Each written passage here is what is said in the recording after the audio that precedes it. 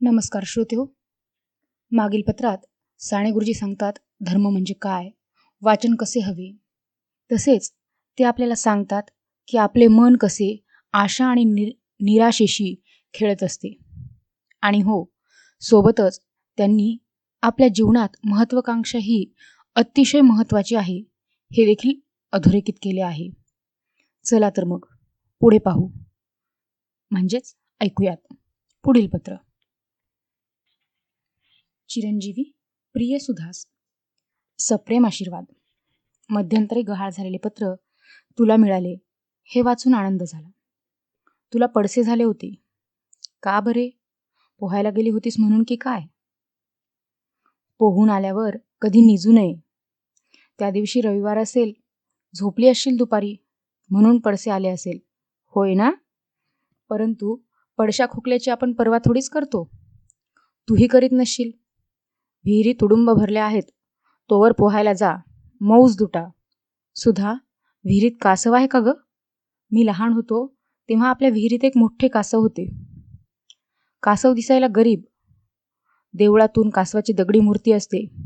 कासव सारे अवयव आत ओढून घेते. त्याप्रमाणे माणसाने संयम राखावा म्हणून देवासमोर कासवाची मूर्ती असते. परंतु हे कासव मोठे लबाड असते. मग सुद्धा ते बेडकाला खाते मोठ्या युक्तीने.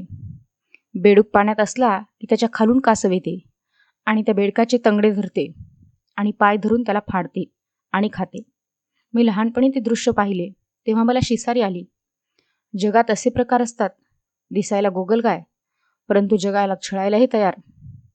पाऊस तर छान पडत आहे आणि आता काही ठिकाणी पूर येत आहेत. सृष्टीत हे असे चालायचेच. या गोष्टी आपण स्वीकारायला हव्यात. शेतीची कामे जोरात चालू आहेत. बाळतात्यांकडेच लावणीचे काम संपले. काल रात्री त्यांच्याकडे मालवणी होती. सारे शेतमजूर आले होते. गडी गोविंदा होता. त्याला आंघोळीला कडक पाणी देण्यात आले. डोकीला लावायला तेल देण्यात आले. घुगऱ्या करण्यात आल्या होत्या.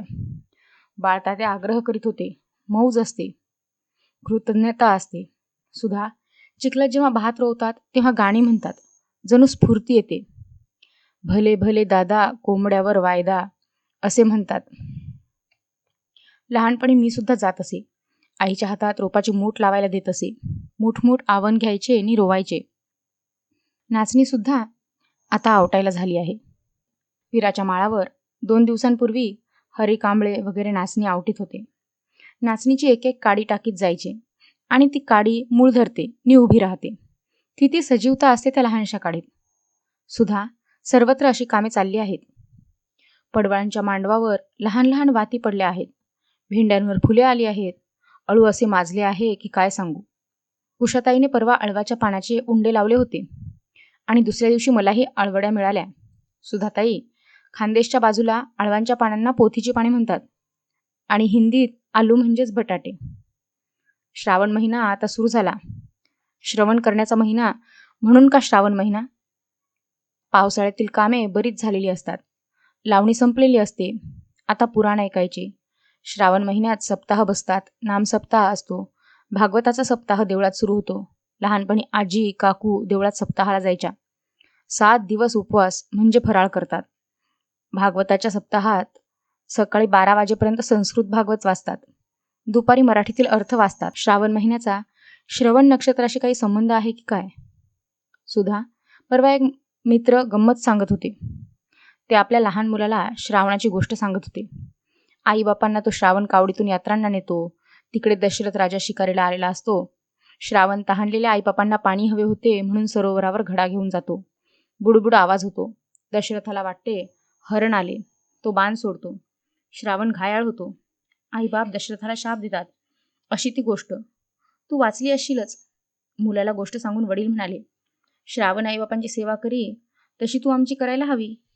मुलगा एकदम म्हणाला, पण तुम्ही का आंधळी आहात? साऱ्यांना हसू आले.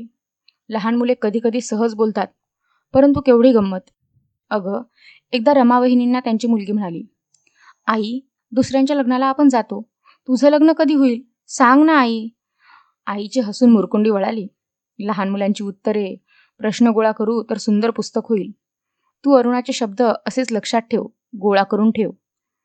आता नागपंचमी येईल. तू ड्रॉइंगची परीक्षा पास झाली आहेस. पाटावर लाल चंदनी गंधाचा नागोबा काढ.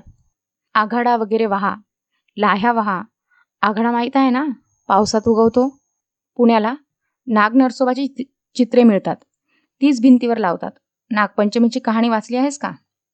श्रावण महिना, श्रावणी सोमवारची कहाणी. तू कहाण्यांचे सारे भाग वाच.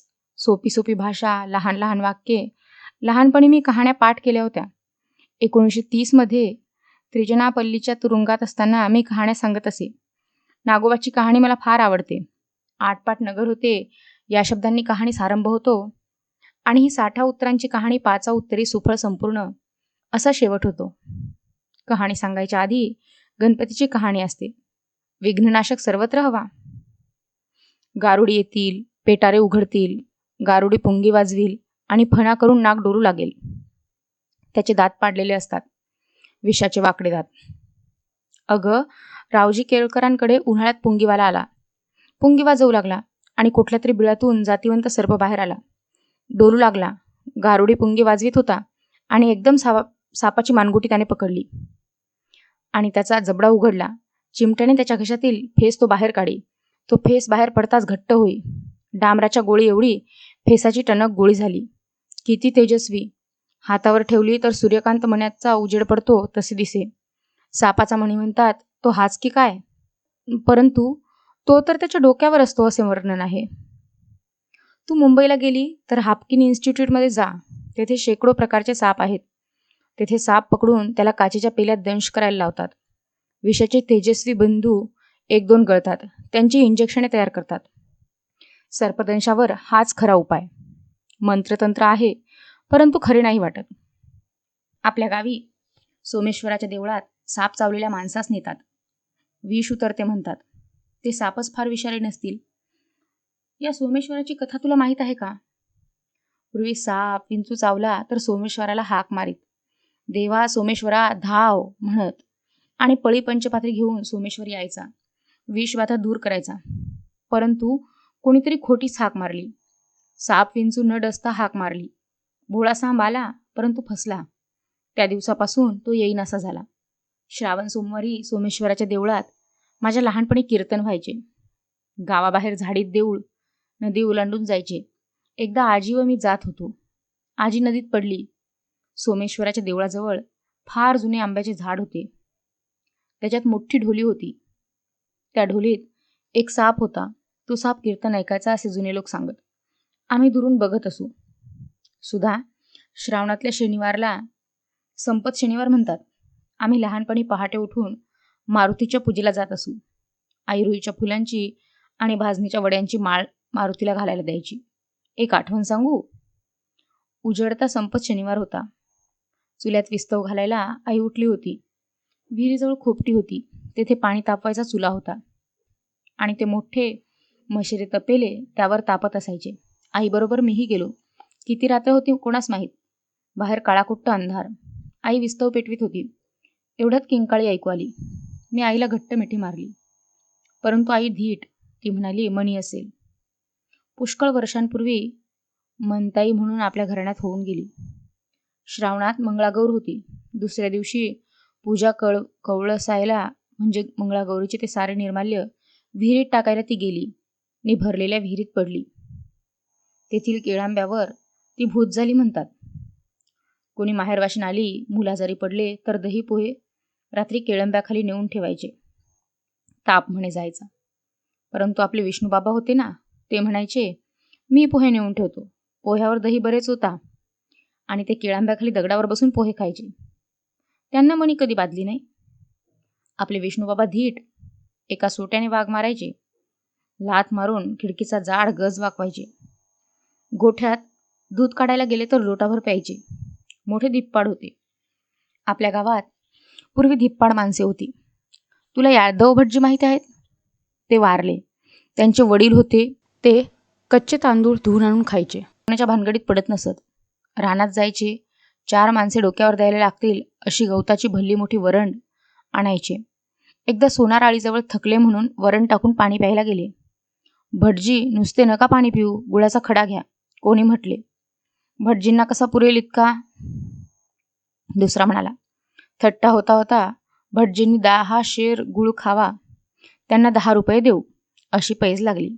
आणि भटजी एक एक गुळाचा मोठा खडा खात वर पाणी पित त्यांनी 10 शेर गुळ संपवला. 10 रुपये कनवटीला लावून निघाले. आता ही वरण डोक्यावर द्या, ते म्हणाले. 2-4 जणांनी त्यांच्या डोक्यावरती वरण चढवली. ते घरी गेले. वरण टाकून घरात जाऊन जरा पडले, परंतु त्यांच्या पोटात आग भडकली. ते बेचैन झाले. शेवटी नदीच्या पाण्यात जाऊन बसले, परंतु आतील आग शमेना. अखेर उठले. पहार हातात घेऊन पिराच्या माळावरील दगड काढू लागले. दिसेनासे होईपर्यंत काम करीत होते. घामाघूम झाले. आग थांबली. सारा गूळ पचला. मग घरी जाऊन कडक पाण्यात स्नान करून झोपले. अशी ही माणसे मला किती आठवणी येतात. प्राजक्ताला आता बहर आहे. सायंकाळी प्राजक्ताच्या कळ्यांचा काय वास सुटतो. प्राजक्ताच्या झाडाचे दोर निघतात. त्यांना टोकही बारीक असते. त्यात फुले होऊन गजरे करतात. प्राजक्ताच्या फुलांची डेखे कशी पोवळ्यासारखी दिसतात. ती अर्धवट तोडून हार करतात. नखे पिवळी होतात. एका कानडी कवितेत एक मुलगा आईला विचारतो, आकाशात कुठली ही फुलं? देवाच्या घरचा प्राजक्त का कोणी हलवला? आकाशातील तारे म्हणजे जणू फुले असे त्याला वाटले. तेरडेही खूप फुलले आहेत आणि कचेळेही. कचेळ्याचे फूल म्हणजे बारीक फुलांचा एक मोठा गुच्छच जणू असतो. जुलै महिना संपून आता ऑगस्ट येईल. आपल्या इतिहासात ऑगस्ट महिना अमर झाला आहे. लोकमान्य टिळक 1 ऑगस्टला गेले. 9 ऑगस्टला चले जाव लढा 1942 मध्ये सुरू झाला. 15 ऑगस्ट ही आपल्या स्वातंत्र्य प्राप्तीची तारीख. पुढील पत्रात मी यासंबंधी लिहीन. काल विहिरीवर जाताना पायात काटा गेला. खोल गेला आहे. रात्री तेलघडी बांधली. सकाळी काढीत होतो निघेना. आता धोंडू किंवा गोविंदा न्हावी यांच्याकडे जाईल. धोंडू आपल्या नराणीने पाय पोखरून पटकन काढील. असो, पत्र पाठव. अरुणाचा आता वाढदिवस येईल. मी तिला आशीर्वाद देण्यापलीकडे काय पाठवू?